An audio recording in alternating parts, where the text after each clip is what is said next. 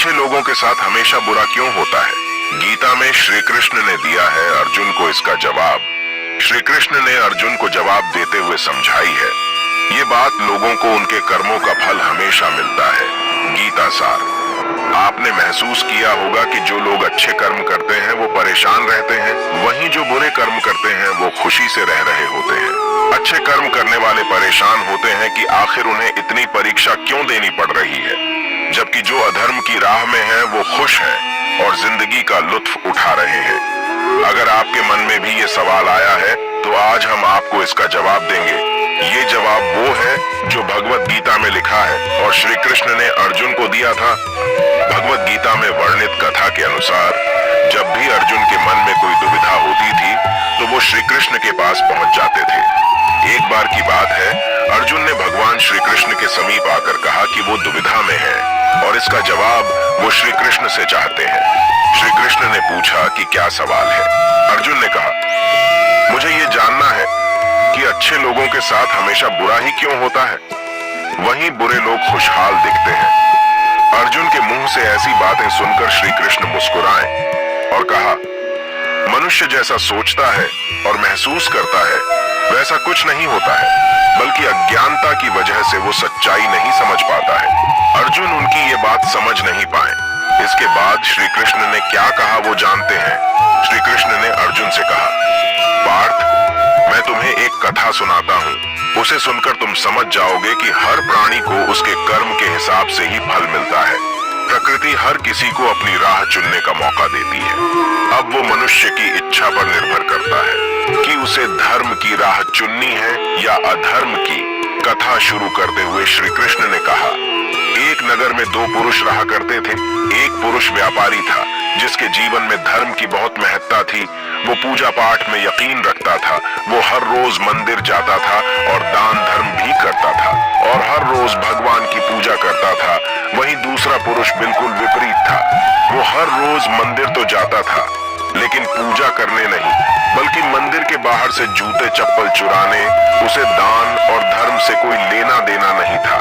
समय बीतता गया और एक दिन बहुत जोर की बारिश हो रही थी। इस वजह से मंदिर में पुजारी के अलावा कोई नहीं था। ये बात जब दूसरे पुरुष को पता चली तो उसने कहा कि ये सही मौका है मंदिर का धन चुराने का। पंडित से नजर बचाकर उसने मंदिर का सारा धन चुरा लिया। उसी समय धर्म कर्म में विश्वास रखने वाला व्यक्ति भी मंदिर पहुंचा। दुर्भाग्य से मंदिर के पुजारी ने उसे ही चोर समझ लिया और चिल्लाने लगे। वहां लोग एकत्र हो गए और उसे बहुत मारा। किसी तरह वो बचते बचाते वहां से निकला तो दुर्भाग्य ने उसका साथ वहां भी नहीं छोड़ा। मंदिर के बाहर वो एक गाड़ी से टकरा गया और घायल हो गया। फिर वो व्यापारी लंगड़ाते हुए घर जाने लगा तो रास्ते में उसकी मुलाकात उस पुरुष से हुई जिसने मंदिर से धन चुराया था। उसने कहा, आज तो मेरी किस्मत चमक गई, एक साथ इतना सारा धन मिल गया। ये सब देखकर उसे बहुत बुरा लगा और उसने अपने घर से भगवान की सारी तस्वीरें निकाल दी। कुछ सालों बाद दोनों पुरुषों की मृत्यु हो गई। मरने के बाद जब दोनों यमराज की सभा में पहुंचे और भले पुरुष ने दूसरे व्यक्ति को देखा तो उसे बहुत गुस्सा आया। उसने क्रोधित होकर यमराज से पूछ ही लिया, मैं तो हमेशा अच्छे कर्म करता था, दान में विश्वास रखता था, उसके बदले जीवन भर मुझे अपमान और दर्द ही मिला और इस व्यक्ति को नोटों से भरी पोटली, आखिर ऐसा भेदभाव क्यों? इस पर यमराज ने कहा, पुत्र, तुम गलत समझ रहे हो। जिस दिन तुम्हारी गाड़ी से टक्कर हुई थी वो दिन तुम्हारे जीवन का आखिरी दिन था, परंतु तुम्हारे अच्छे कर्मों की वजह से तुम्हारी मौत सिर्फ एक छोटी सी चोट में बदल गई। तुम इस दुष्ट व्यक्ति के बारे में जानना चाहते हो। दरअसल इसके भाग्य में राजयोग था, मगर इसके कुकर्मों और अधर्म की वजह से वो सिर्फ एक छोटी सी धन की पोटली में बदल गया। कथा सुनाने के बाद श्री कृष्ण अर्जुन से कहते हैं, पार्थ, क्या अब तुम्हें तुम्हारे सवाल का जवाब मिल गया? ऐसा सोचना कि भगवान तुम्हारे कर्मों को नजरअंदाज कर रहे हैं, ये बिल्कुल भी सत्य नहीं है।